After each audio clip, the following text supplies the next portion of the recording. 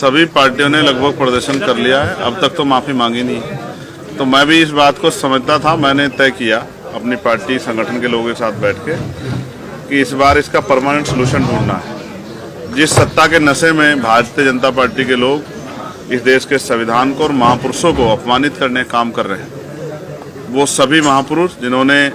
इस संविधान के निर्माण में योगदान दिया और उनमें जो हमारे गुरु भी हैं बाबा साहब अम्बेडकर,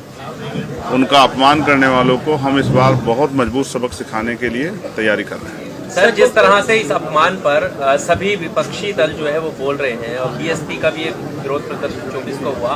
भीम आर्मी अब तक खामोश क्यों है? आप अगर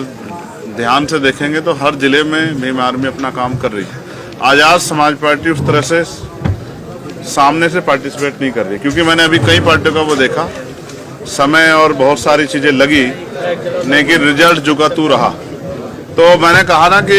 अगर हम 2 कदम पीछे हटे हैं तो इसलिए नहीं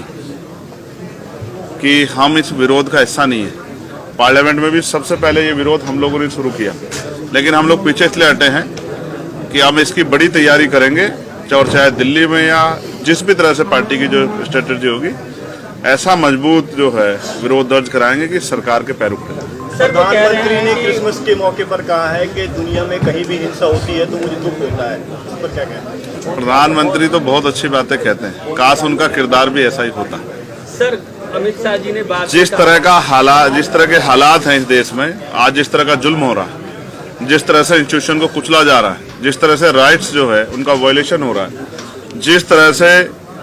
और मुझे आज यहाँ बैठ के कहने में कोई हर्ज नहीं है, जिस तरह से लोगों में भय का माहौल बन गया है, ये हम लोगों के ऊपर भी एक सवालिया निशान है कि हम लोग, हमारा विरोध, हमारा संरक्षण उनमें हिम्मत क्यों नहीं पैदा कर पा रहा। हम अपनी इस कमी को दूर करेंगे और आने वाले कल में एक मजबूत आवाज़ जिस तरह पार्लियामेंट में, उस तरह सड़कों पर भी लाने का काम करेंगे कि सरकारें तानाशाह ना हो, सरकारों के दिमाग खराब ना हो। सर, अमित शाह जी बाद में कह रहे हैं कि वो सपने में भी बाबा साहब का अपमान नहीं कर सकते। अच्छी बात है, होना चाहिए,